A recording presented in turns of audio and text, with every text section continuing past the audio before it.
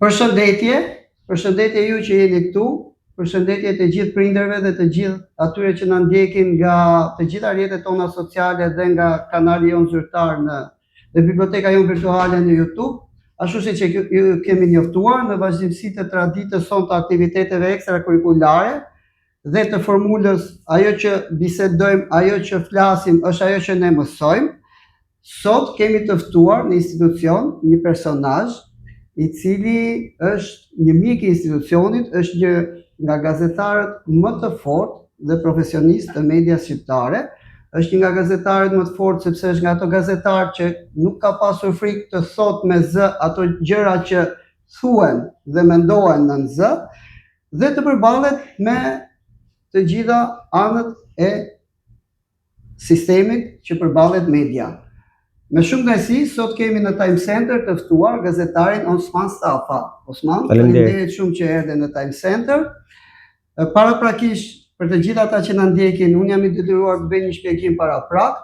Këto formula bazohen në shprehjen që ajo që bisedoj, ajo që pyes, është ajo që unë mësoj.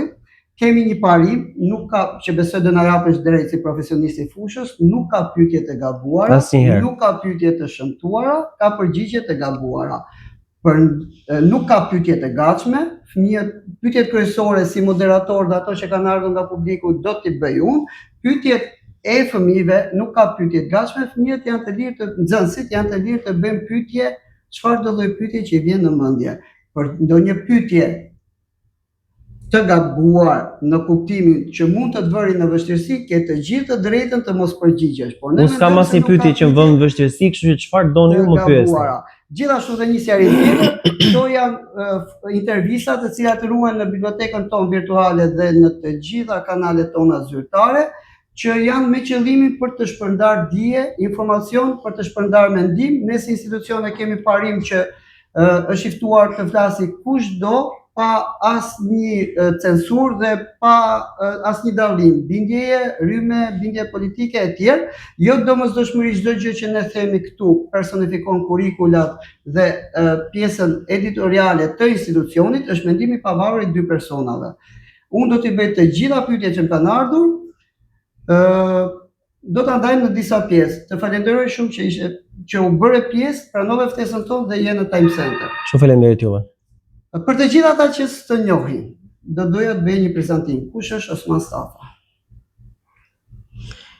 Osman Stafa është një qytetar i këtij vendi që e do shumë Shqipërinë, bën një profesion që është ai gazetarit dhe çdo profesion në Shqipëri, pra kur të rriteni, mund të bëheni arkitekt, do bëheni politikan, do bëheni, nuk e di, mjek, por gjithmonë keni parasysh diçka, që përveç se do të jetë një punë që do ta bëni me shumë zell dhe me shumë përkushtim, asnjëherë të mos shisni parimet tuaja, që është dinjiteti, që është ndërgjegjja dhe fytyra juaj.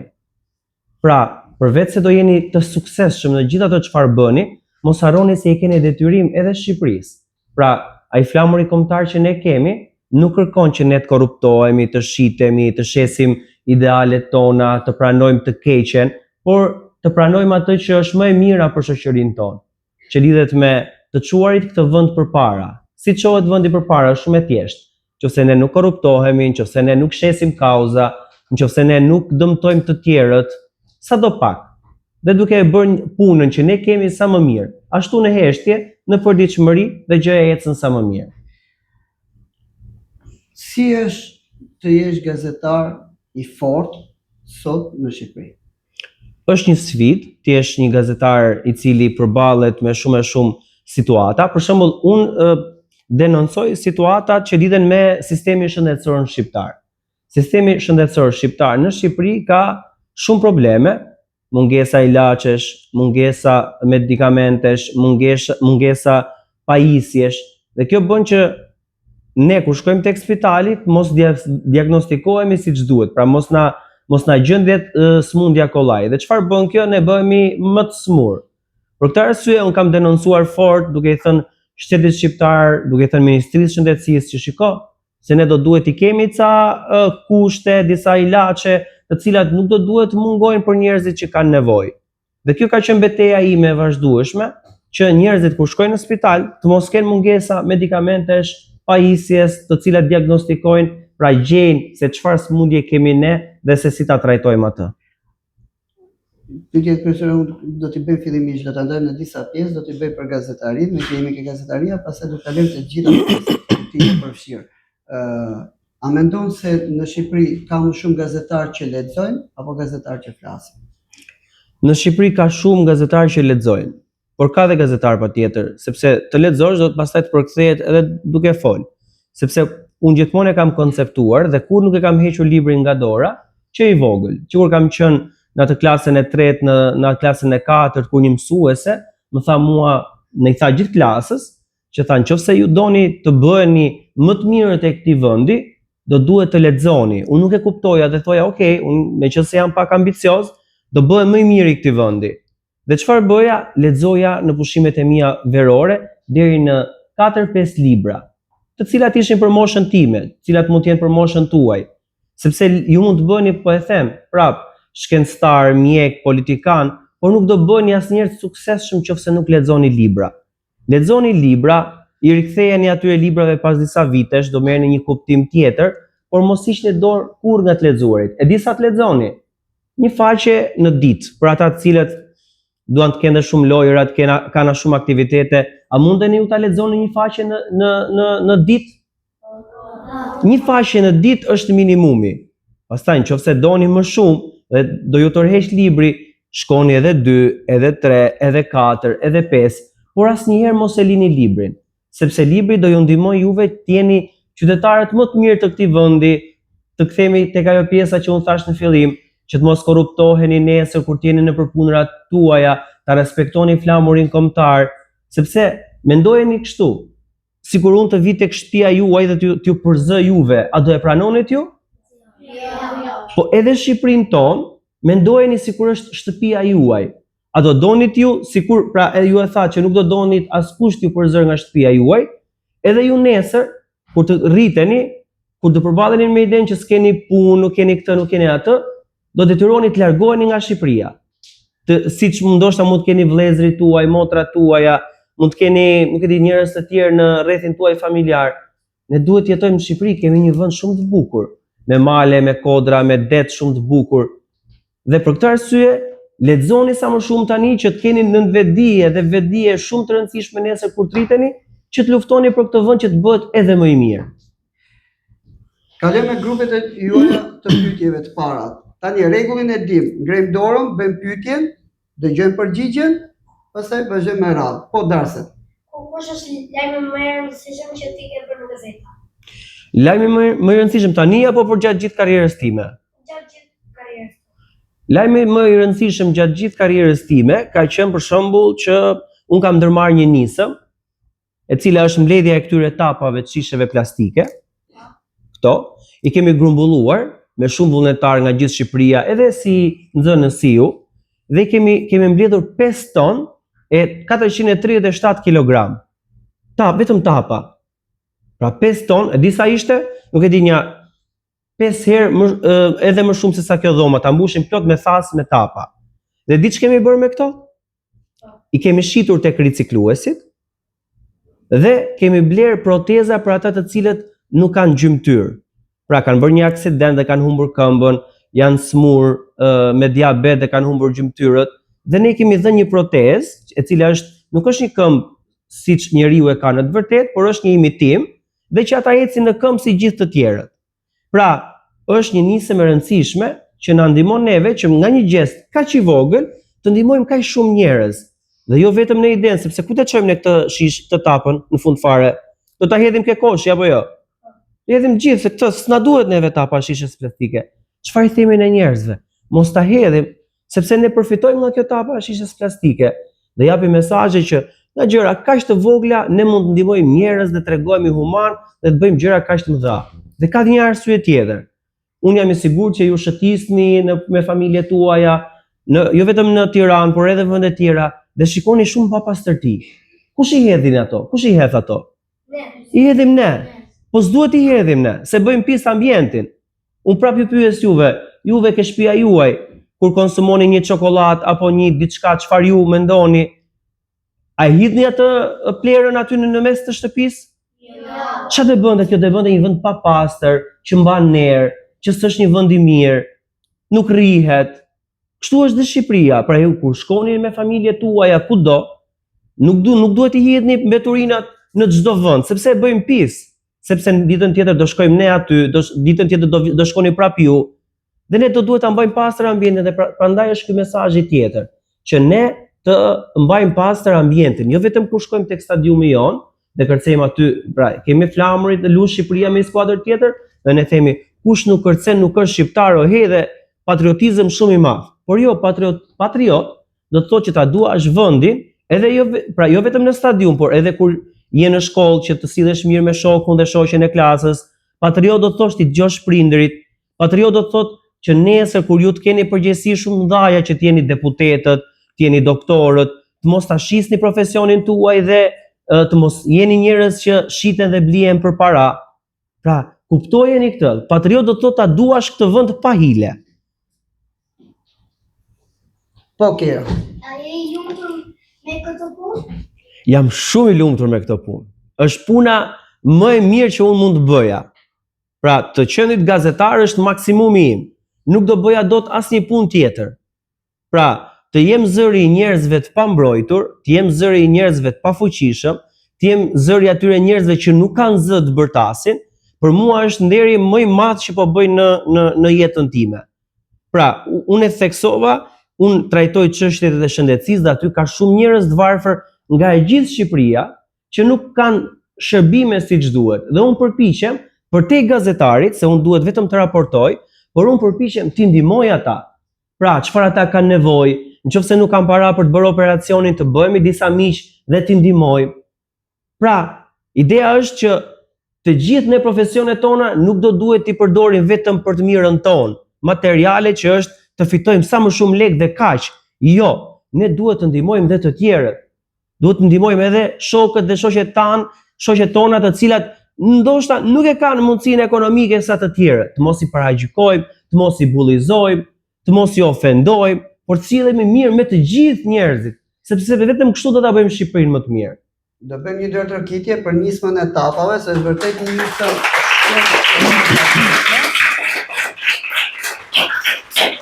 Mund ta organizoni edhe këtu. Dhe këtë do thoja, ne do të bëjmë bashkëpundim me shumë kënaqësi që të bashkëngjitemi në të gjitha nismat që ke bërë. Do të falenderoj personalisht sepse e kam ndjekur atë që ke bërë me pjesën e etapave dhe pjesën profesionale të denoncimeve që ke bërë, por thash do të gasmoj pak më poshtë për ato. Vërtet faleminderit që ndihmon njerëzit që nuk kanë zë, sepse gazetaria e fortë është ajo gazetari që përçon zërin atij që nuk flet dot. Nuk flet dot se nuk i japin mundësinë që të flasi. Do flasim pak dhe për patriotizmin në poshtë, sepse Dari Fut ka një shprehje për ta lidhur me atë që the, që bëje vendin tënd një vend të denjë për të jetuar në të. Do t'i bëj pak më poshtë pyetje, të lëm dhe disa pyetje kalamaj. Po, Owen. Kush ka dhënë shtyrsën e parë për të bërë gazetar? Ka qenë një dëshirë e imja dhe do ju jap një mesazh shumë të rëndësishëm. Këtu ka qenë një dëshirë e imja që i vogël që unë të bëhem gazetar. Sepse më pëlqente të lexoja, më pëlqente të kuptoja, ndiqja lajmet, zihesha me vllajin se vllai donte kuklla, vllai im është pak më i vogël, edhe unë doja lajme. E kupton, një në moshën tuaj që do lajme. Doni kukulla apo jo? Filma vizatimore e tjerë. Unë doja lajme, zihesha me vllajin, ai thonte kukulla, unë lajme, ndërkohë fitoja unë se bënim mazhorancën në shtëpinë tonë sepse votonim ne, domethënë edhe fitoja unë. Dhe më pas filloi ta ushqeja këtë ëndrrën time duke e parë veten se si mund të jem unë një gazetar dhe se si mund t'i shërbej unë shoqërisë ku ne jetojmë. Kam lexuar shumë, jam përpjekur maksimalisht dhe në momentin më maksimal kur erdhi koha që unë do duhet vendosja, familjarët e mi nuk ishin fort dakord që unë bëja gazetari, se thonin që është një profesion që të lodh shumë, duhet punosh shumë, ke përplasje, duhet bësh luftra dhe doni një profesion tjetër. Por unë vendosa diçka që të ardhmen time dhe profesionin që unë dua të bëj do ta përcaktoj vetë. Pra do jem unë ai i cili do duhet përcaktoj të ardhmen time për një gjë që unë dua ta bëj dhe ua këshilloj dhe juve. Zgjidhni ato profesione në të ardhmen kur ju nesër të zgjidhni që vërtet i keni me pasion dhe doni t'i bëni. qoftë avokat, qoftë gazetar, qoftë politikan, qoftë kryeministër, qoftë, po një kryeministër i mirë, qoftë nuk e di, shkencëtar, qoftë doktor, qoftë infermiere, çdo punë që ju do doni që të bëni nesër, apo edhe profesionalet, edhe guzhinjer, edhe nuk e di, çfarë do pune që juve keni pasion të bëni. Po, dhe dy pyetje, dhe pastaj kaloj profesori ke pyetje se ka dërguar shumë pyetje edhe prindrit, sepse Osmani është një personazh i cili nga dita në ditë zgjon shumë kurreshtje. Dhe kanë shumë interes njerëzit të dinë kush jeti në vërtetë. Dhe unë do bëj zërin e tyre, atë që ti e bën për njerëzit, jam i detyruar ta bëj unë sot me pyetje drejt për drejta. Po, Denzel. Në çfarë televizioni punoni ju? Unë punoj në televizionin News 24. Është një televizion informativ që 24 në 24 transmeton vetëm lajme dhe ngjarjet më të rëndësishme që ndodhin në Shqipëri. Për shembull, e keni ndjekur ju nga shtëpia juaj protestën që po ndodh në Tiranë? Ku e keni ndjekur? Televizor, po, News 24 është një nga ato televizionet e cila jep protestën nga fillimi deri në fund. Po, Ploj. Sa vjet ke që je gazetar? Unë kam filluar gazetari në vitin 2013. Sa vite i bie? 13. 7? Bëje prap llogarin. Pra kam filluar në 2013. Jemi në 2026.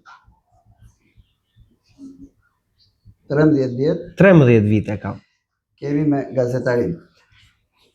Osman, çfarë të bën një patriot mirë dhe ku dallohet patrioti i Facebookut dhe i rrjeteve sociale, patrioti i stadiumit me atë patriotin që i bën gjëra pa u shfaqur. Pra i bën me zemër. Po unë e theksova dhe e deklaroj, domethënë që në Shqipëri kemi shumë nevojë për modele të mira, për modele njerëzish të cilët vërtet tregojnë se duan këtë vend pa hile. Pra shumë duan ta shfrytëzojnë, e kam një fjalë, ta mielin në kuptimin më maksimal të mundshëm, duke e vjedhur, duke abuzuar, duke e shfrytëzuar dhe duke lënë një pjesë të popullsisë aty të varfër për bukën e gojës. Dhe të lësh një kom për bukën e gojës do të thotë që ti ke kontrollin më maksimal tek ata njerëz, sepse ti ke në dorë punën e tyre, ti ke në dorë të ardhmen e tyre, shëndetësinë, arsimin, çdo gjë, një vend pune.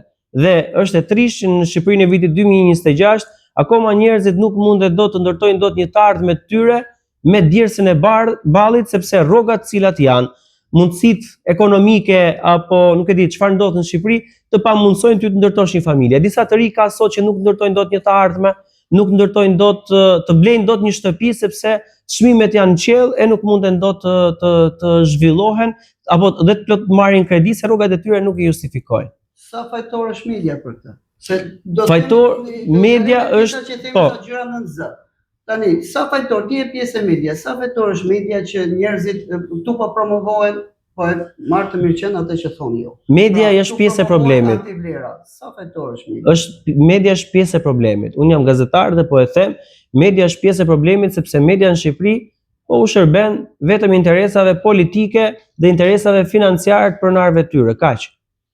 Është pjesë e problemit. Je gazetar, çfarë ke bërë ti për ta ndryshuar këtë? Je Atëherë, pjesë e sistemit. Prandaj unë si gazetar kam vendosur që rrjetet e mia sociale, Facebook, Instagram, TikTok, ti vendos në shërbim të kauzave publike.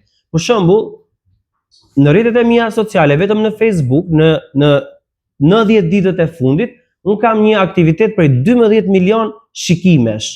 Pra 12 milion shqiptar të cilët hyjnë në profilin tim në Facebook për të farë atë çfarë unë publikoj. Çfarë publikoj unë? Unë publikoj se si është gjendja nëpër spitale, se si është situata me njerëz të caktuar të cilët janë të varfër, se si çfarë po ndodh me protestën në ditët e fundit që po ashtu ka pasur censurë. Pra, që do të thotë, edhe pse unë mund të kem situata të caktuara apo kolegët e mi, situata ku mund të censurohen, ti patjetër mundesh të gjesh dritare për ta dhënë atë që ti do duhet t'i japësh. Pra që të thuash të vërtetën tek publiku. Unë në median time nuk kam pasur të paktën probleme për të thënë gjërat që unë mendoj, por ama ka shumë të kolegë të mi, të cilët në mediat ku punojnë nuk munden dot të tregojnë dhe të deklarojnë atë çfarë ata shikojnë dhe do duhet të raportojnë. A ke pas ndonjëherë frikë? Frikë asnjëherë. Mund të jetë shumë ma cilësojnë si problematike këtë gjë, por frikë nuk kam nga asgjë. Dhe prandaj unë luftoj për këtë vend. Dhe përpiqem maksimalisht të bëj më të mirën për Shqipërinë. Nuk e nga asgjë se beson ke idealizmat e tua dhe ke te fëmia jot I brendshëm, apo nuk ke frikë se nuk je pjesë e hierarkive që mund të korruptojnë? Unë kam besim tek vetja ime, kam besim tek Osmani që jam, nuk kam për të korruptuar kurrë, nuk jam korruptuar kurrë dhe s'do pranoj kurrë të jem pjesë e asnjë lloj agjende të caktuar e cila shkon kundra Shqipërisë apo në disfavor të asaj çfarë unë besoj. Paraja për mua nuk ka asnjë lloj vlere përveç se do punoj për të jetuar, por që unë të shes dinjitetin tim, që është gjë e më e rëndësishme dhe më e çmuar për mua, nuk do të ndodh kurrë dhe këtë ua sugjeroj dhe juve kalamaja. Pra mos e shqisni veten sepse do ju vinë oferta nesër për punërat që ju do bëni, por mos toleroni asnjëherë. Dinjiteti juaj është mbi gjithçka, mbi çdo pasuri dhe mbi çdo gjë që ka kjo botë. E bukur e këtyre regjistrimeve është që këto qëndrojnë. Ti je profesionist, kjo nuk është që këto qëndrojnë. Ne nuk po na ndjekin vetëm fëmijët dhe unë pyetjet po t'i bëj për ata që janë pas asaj kamerës aty. Ata mund t'i kenë pyetjet më të mëdha në zë, se nuk do korruptohesh kurrë. Po e përsëris edhe një herë, çdo gjë që ne themi këtu nuk personifikon linjën kurrikulare apo mendimin e institucionit. Është një mendim I pavarur dhe çdo pyetje që vjen është për ta bërë gjithëpërfshirës të gjithë komunitetin e ndjekësve të institucionit, po dhe ata që na ndjekin, nuk na ndjekin, janë pjesë e brendshme apo nuk janë pjesë e brendshme e institucionit. Ditët e fundit do të flasim për një temë të nxehtë. Ditët e fundit je bërë pjesë e një proteste, pra në Shqipëri po bëhet një protestë, e cila ka nisur nga një problematik e cila është bërë ndërkombëtare. Pra, ka shkuar përtej Shqipërisë. Pra, një ngjarje e cila ka shkuar përtej Shqipërisë. Tani aty është pjesa ku kur sa përmendet emri Osman Stafa vin pyetjet më të shpeshta. Pyetja e parë, kush e organizon protestën?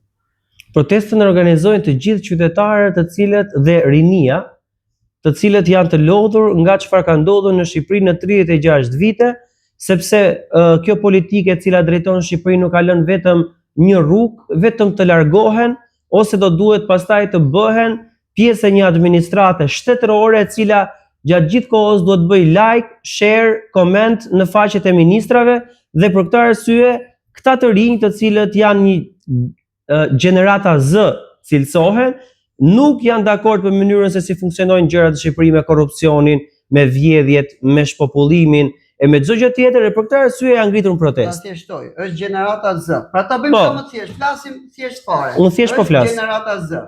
Përse duhet ata që na ndjekin dhe pse duhet të besojnë ty që është gjenerata Z dhe nuk duhet të besojnë kryeministrin e vendit I cili thotë që pas protestës ka hije. A ka hije pas protestës? E dua shkurtimisht. Po, jo. A ka pas protestës agjentura? A është agjentura greke? A është agjentura iraniane? E tjerë që po janë përveç agjenturës iraniane, greke, ruse, ka tjetër? Nuk e di. Janë alienët, marsianët kanë zbritur në tokë, ata të cilët kanë ardhur nga universitet të tjera, të gjithë bashkë po vendosen kundër Shqipërisë sepse duan që Shqipëria, ky vendi aq I madh në globin tonë, të mos ndërtohet në një zonë të mbrojtur. Edhe kështu ka ndodhur gjithë kjo historia, por duhet kuptoni vetëm një gjë, pas kësaj proteste janë shqiptarët të mirë, gjenerata Z të cilët kërkojnë një Shqipëri më të mirë. Pra për prindrit kjo përgjigje, meqense e kanë merak, patjetër, po fëmijët nuk e kuptojnë shumë këtë. Jo, fëmijët, e lëm fëmijët. Jemi po flasim për ata që na ndjekin nga Time Media Podcast. Po, pra përveç se marsianët unë theksova dhe alienët të cilët janë në Shqipëri dhe po luftojnë fort, domethënë që janë hije dhe po frymëzojnë studentët, do duhet kuptojnë që a ka korrupsion në Shqipëri? A punojnë dot në administrat pa like, pa share, pa comment, pa bërë fresk dhe pa shkuar me detyrim në përtakimet që bën kryeministri? A ka shpopullim në Shqipëri? Kur shkojnë nëpër spitale, a marrin shërbim? A ka ilaçe? A ka pajisje? Çmimet çfarë niveli janë? pse qytetarët e Pogadecit, të Librazhdit dhe Prenjasit shkojnë në Maqedoni për të bler ushqime, për të bler naftë dhe për të shkuar tek shëndetësia e tyre, pse Dibra shkon në Maqedoni për të bler ilaçe, për të bler ushqime dhe për të bler naftë, pse Tropoja dhe Kuksi shkojnë në Kosovë për shëndetësinë, Gjakov dhe Prizren për të bler aty ushqime, për të bler naftë dhe shëndetësi, pse Gjirokastra, Korça dhe Saranda shkojnë në Greqi për ushqime, për naftë edhe për shëndetësi, pse Shkodra shkon në Malë të Zi për të njëjta gjëra. Pra, a i blen dot një çift i ri apartamenti në Tiranë, dhe nëse kjo përgjigje është që jo, pra që jemi në rregull dhe i bëjmë gjitha në Shqipëri e tjerë, po pastaj janë alienët, iranianët e kushdo tjetër. Pse ndodhi tani? U mbush kupa. Kush ka drejtues, ka emra që Nuk ka emër, janë shqiptarë të gjithë. Janë gjithë shqiptarë. Do të ketë një kokë protesta? Duhet ta ketë një kokë të cilët jo, unë jam një shërbëtor dhe informues dhe një person i cili do që kjo të bëhet. Unë jam në fushën e gazetarisë dhe mendoj se bëj mirë aty, mendoj unë, pastaj gjykimin e japin qytetarët që na ndjekin dhe e vlerësojnë ata se si është e gjithë situata. Unë jam një person i cili dua të jem në opozitë me çdo që vjen në pushtet në Shqipëri. Nëse do ta kërkojnë shqiptarët, njerëzit që kanë dalë në protestë, nëse do ta kërkojnë, do jesh ti një nga drejtuesit e protestës? Më besoj se protesta ka një qëllim. Ka një synim final. Në momentin që ka një synim final, do duhet që këta njerëz përfaqësohen nga dikush. A je ti një prej tyre dhe nëse do ta kërkojnë, a do ta merret ti përsipër të ishe një prej tyre? Shqipëria ka plot dje me vajza të cilët janë patriotë vërtet, nga këta që unë tregova dhe fëmijëve që e duan këtë vend, patjetër që ka shumë njerëz, sepse një person këtë vend nuk e bën dot. Pra kemi ikur nga i kulti i individit, se kemi provuar 45 vite, po e provojmë dhe këto 36 vite. Nëse do drejtohet Shqipëria e re që e thon protestuesit, nuk duhet të drejtohet më nga një individ, por duhet të drejtohet nga shumë individë të cilët e bëjnë punën e tyre me ndershmëri dhe patriotizëm, e cila është një nga ndjenjat, do a them fëmijëve këtë, na e kanë luftuar fort idenë e patriotizmit, që është një gjë e kaluar, i përket shekullit kaluar. Jo, patriotizmi është tek secili individ dhe unë e theksoj, është tek ajo që ju ta doni kombin tuaj, Shqipërinë tonë, në përditshmërinë tuaj për ditë, duke mos hedhur mbetjet dhe plerat në rrugë, duke mos shajë njëri tjetrin, duke dëgjuar prindërit, duke respektuar njëri tjetrin, sepse vetëm kështu mund të ngrejmë në një shoqëri të mirë, të respektueshme dhe që ta ndihmojmë njëri tjetrin, sepse një shoqëri e mirë përkthehet në një Shqipëri më të mirë. Si është Shqipëria e re që ëndërron ti si Osman? Një Shqipëri pa korrupsion dhe pa vjedhur politikanët Shqipërinë dhe duke mos lënë njerëzit të cilët janë të varfër, janë të pamundur atje që mbeten dhe ata në shpresë shqiptarëve. Smuret një fëmijë që është një hall i madh që bie mbi familje dhe shpresa është tek shqiptarët me GoFundMe. Po nuk u bëj GoFundMe, ai fëmijë përfundon keq. Pra, unë dua një shtet social, dua një shtet demokratik, i cili të ndihmoj mua kur jam keq. Të mos ketë pensione që unë nuk kaloj dot muajin.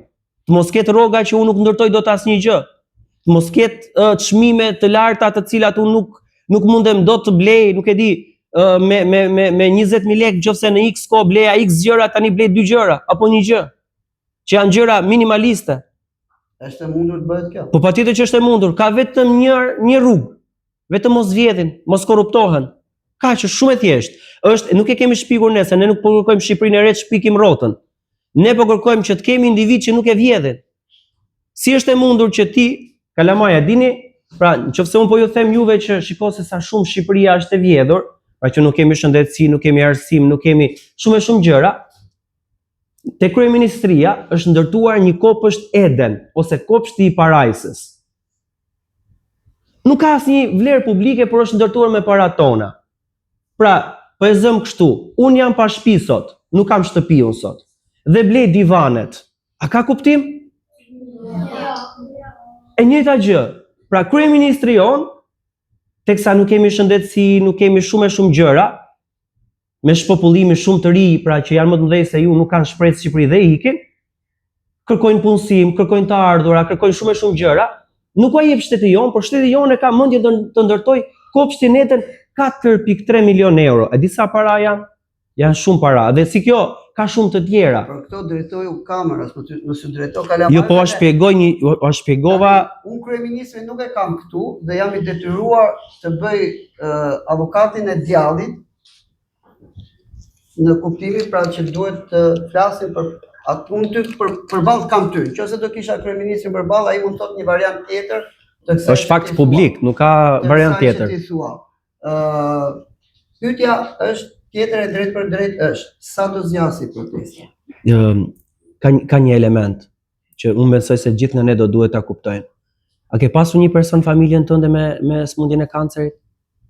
Shqyr zotit jo, po. Mos bëft zoti. Por unë po të them që nënat dhe motrat shqiptare, cilat vojnë nga kanceri, nga një smundje shumë e rëndë, nuk kanë një pajisje që quhet brakiterapi në QSUT, tek spitali onkologjik.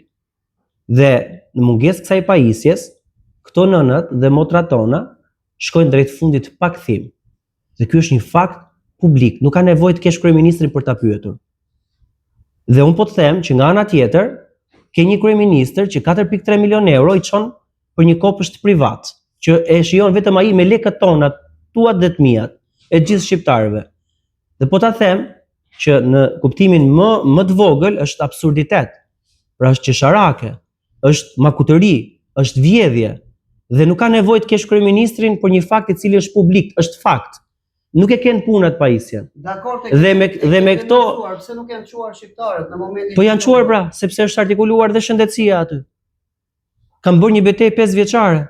Dhe kam kuptuar që ata të ri që unë mendoja se nuk kishin informacion çfarë ndodhte në Shqipëri, kishin informacion dhe kishin dëgjuar çdo gjë. Sepse kemi i paragjykim ne që ky brezi i ri është një brez që nuk interesohet për problemet, s'do t'ja di, nuk di asgjë, i din të gjitha. Unë thua që kjo protestë nuk është zvërneci. Patjetër që jo. Shkon për te zvërneci. Po patjetër që po. Tani deri ku do shkoj protesta? Protestuesit tonë deri në dorëheqjen e kryeministrit. Dorëheqja e kryeministrit. Nëse kryeministri nuk jep dorëheqjen. Po. Sa do vazhdoj protesta? E vendosin protestuesit. Ka shumë pjesëmarrës në protestë? Unë mendoj se pamjet do i kesh parë dhe ti. Sot janë 2000 veta. Ti numëroj. Në qoftë se kryeministri jep dorëheqjen, çfarë ndodh me protestën? Pastaj kryeministri, nuk e di, të bënë deklarata nga më të ndryshme që ne kemi shëndetësinë më të mirë në Europë, kemi qendër e kemi sipas te? E drejta e kryeministrit, unë jam këtu për të pyetur. Jo po të pyes don ty. E drejta e kryeministrit. Po ti je qytetari i këtij vendi, prekesh dhe ti. Po këtu jam në një pozicion që nuk mund të flas si qytetar i këtij vendi. E drejta e kryeministrit është të bëjë mbrojtjen e tij. Drejta e kryeministrit është të trajtojë problemet e popullit, nuk është të mbrojë veten. E drejta e një kryeministri kur legjitimohet dhe votohet, është të zgjidh hallet e njerëzve, nuk është vendosur atje, nuk është vendosur. Unë kam një kontratë me Po, nuk është atje kryeministri për të mbledhur një grup njerëzish dhe për të vendosur që në Zvërnec unë dua të ndërtoj një resort që është një zonë e mbrojtur.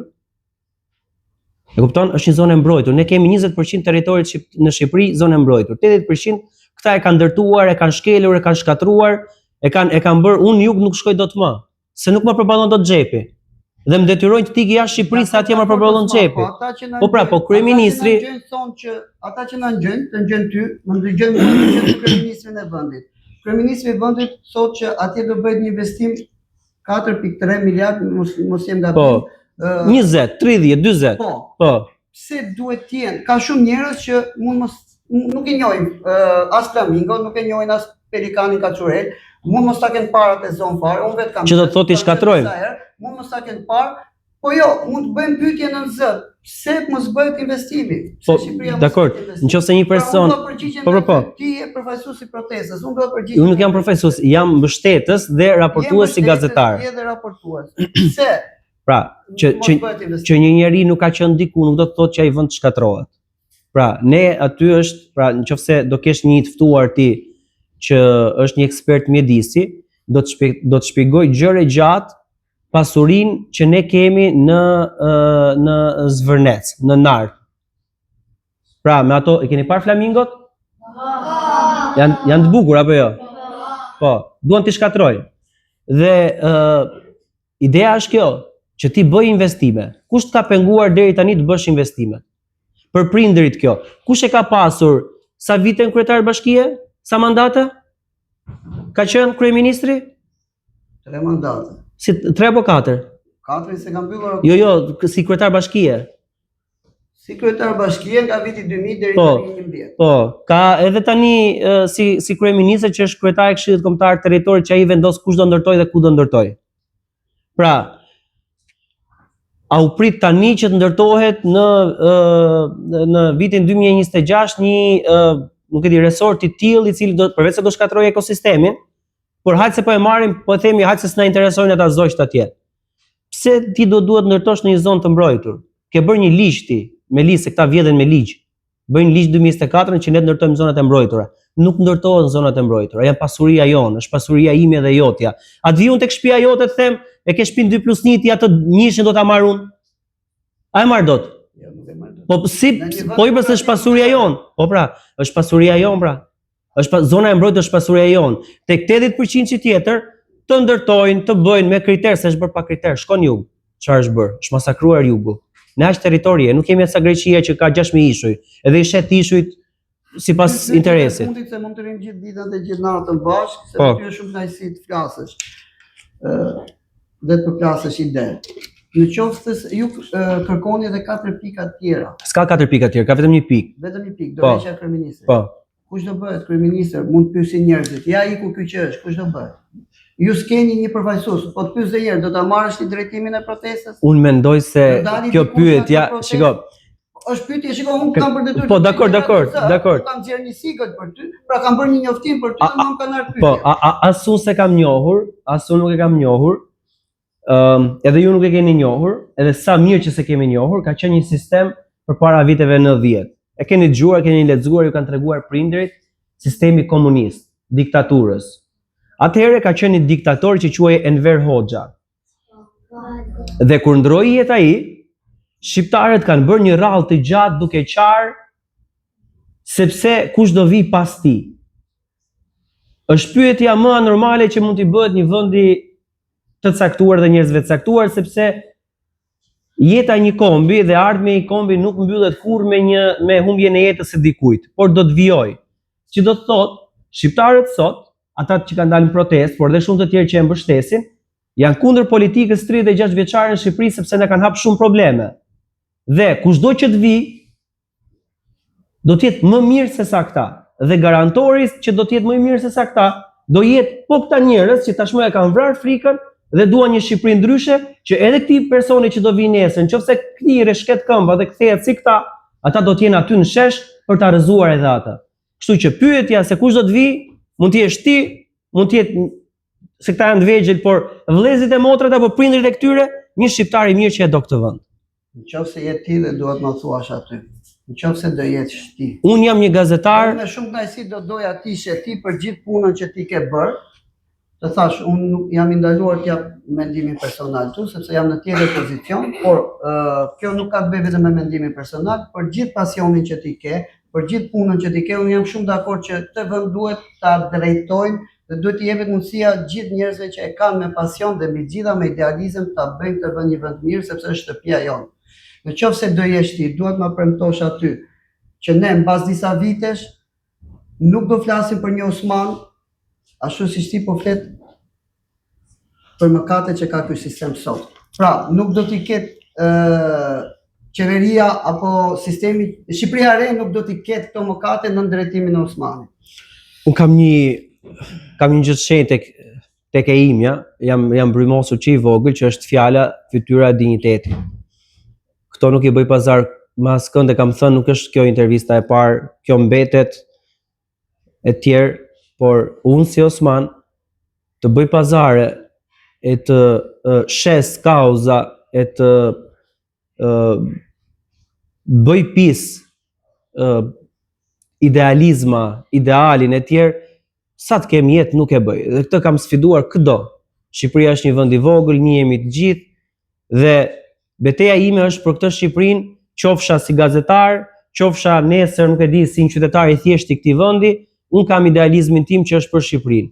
Dhe më rrezikshme se sa të bëhesh i pasur, pra nëse ti je në një pozicion si këta dhe të bëhesh i pasur, ti vjedhësh etj, është pafytyrësia dhe mosmirnjohja. Janë dy nga elementet të cilët nëse një njeri i ka, është një njeri i rrezikshëm dhe që i bën kombit keq. Sa kam jetën 33 vjet sot, asnjë element sikur dal një person që të më thotë që je i pafytyrë apo mosmirnjohesh për diçka. Nuk e njoh këtë, dignitetin tim nuk e bëj pazar me askënd. Uroj mos të mbasë shkurt. Kishte sa pyetje më duket. Kalojmë te pyetjet e juaja prap. Për ta përmbyllur. Po. A të këndodhën në njëherë që të kishim në Iran që nuk ishte aq e rëndësishëm? Po thua që kanë qenë momente vështirë që unë ta raportoja. Ka pasur disa momente, ka qenë Covidi dhe tërmeti i 2019-s, që kanë qenë momente shumë të vështira për mua që kanë për të raportuar. Shumë të vështira. Po, kush ka pyetje tjetër? Po, Erges. Gjithë dy ja mund të pyes. Çfarë shkruan në gazetë? Unë shkruaj në televizionin ku punoj se çfarë ndodh me politikën në Shqipëri, se çfarë ndodh me shëndetësinë në Shqipëri dhe me probleme që përballen shqiptarët. Po, Ylli. A është vështirë? Është shumë qef. Ma beso, është shumë qef sepse ti merresh me problematika që shqetësojnë njerëzit dhe kur ti jep zë dhe i zgjidh, ti ndihesh shumë mirë tek vetë. Unë thua unë kam këtë profesion si mision dhe po ndihmoj njerëz. Po, Vivi. Cili është lajmi që të ka interesuar më shumë? Dhe një lutem? Lajmi që të ka interesuar më shumë. Lajmi që më ka interesuar më shumë, kjo protesta. Sepse po bëhet një gjë shumë e bukur në Tiranë. Po, Wadi. Pse ka shumë fëmijë në protestë? Fëmijë, Pse ka shumë fëmijë në protestë? sepse vinë shoqëruar me prindrit e tyre.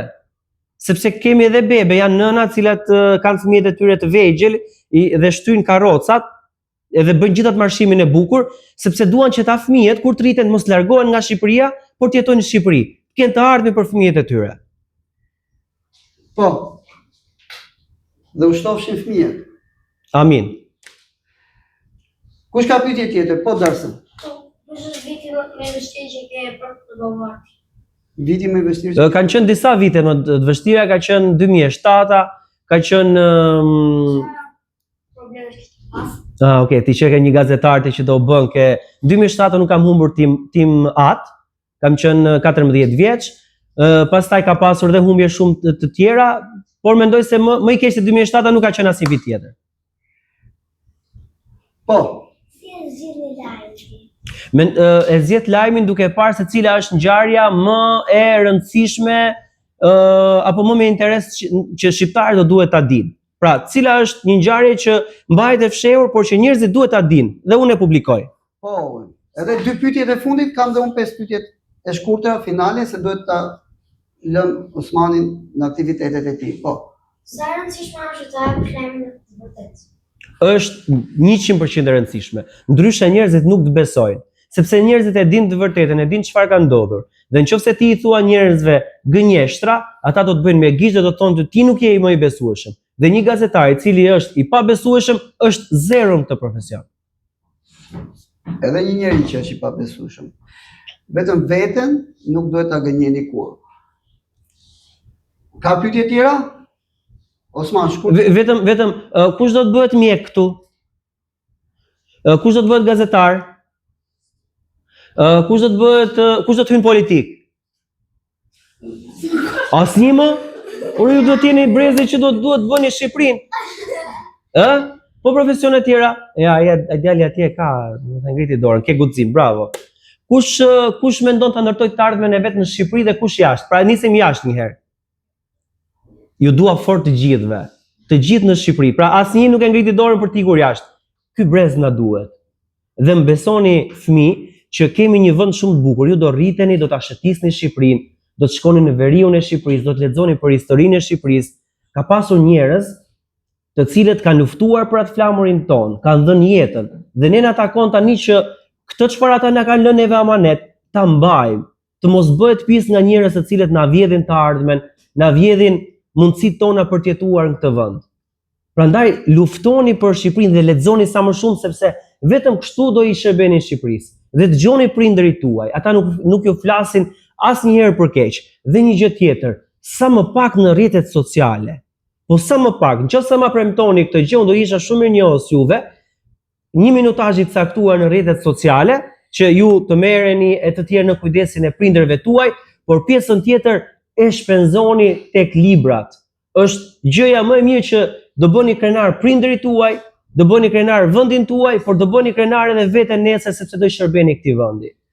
Është një mesazh shumë i bukur që duhet ta ndërtërkasim.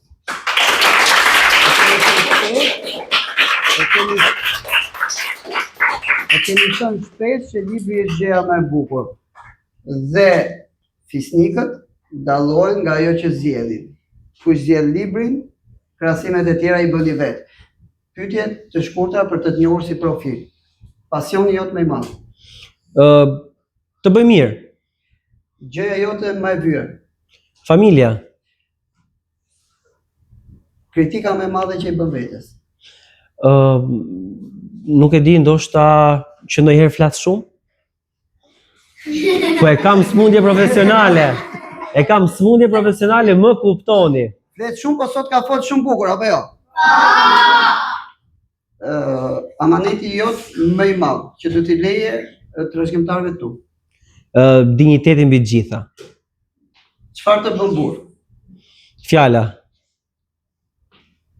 Dua një mesazh për të gjithë prindërit dhe gjithë ata që do të ndjekin dhe na ndjekin dhe do ta ndjekin këtë intervistë nga rrjetet sociale. Do ju kërkoja me shumë, nuk e di, jetojmë në një shoqëri ku lajmet e këqija, ngjarjet e këqija, politika kanë mbyllur dhe mbizotërojnë në ekranet e mediave në Shqipëri, por edhe në rrjetet sociale. Do kërkoja atyre që fëmijët sa më pak kontakt me atë çfarë është një fush apo një hapësirë e cila ka shumë negativitet. Fëmijët tanë do duhet rriten me shumë pozitivitet, me libra, duke parë dhe duke u frymëzuar se si ta bëjnë Shqipërinë, jo për t'u larguar dhe të gjenden në forma se si të ikin me shkollim jashtë, apo edhe nëse ikin me shkollim jashtë do duhet të vinë në Shqipëri për të dhënë kontributin e tyre. Dhe gjitha këto mendoj se do na shërbejnë të gjithëve për të pasur një shoqëri sa më të mirë. Dhe unë theksova dhe juve, mesazhi që kam për ju, vetëm lexoni sikur vetëm një faqe në ditë, përpara se të flini gjumë, një faqe. Mesazhi për fëmijët edhe për gjithë të rinj që do të ndjekin këtë intervistë. Edhe për të rinjt. Për të rinjt të mos dorëzohen dhe mos të zgjedhin rrugën e kollajt, atë të ikurit dhe për të bërë emigrant në shtete të tjera. Shqiptari ja del, ku do ta çosh ja del. Ja del kur ikën në SBA, në Angli, në Gjermani, pse mos ja dal këtu, në vendin tonë? Sepse nuk është se s'kemi mundësi, kemi mundësi, por na kanë vjedhur.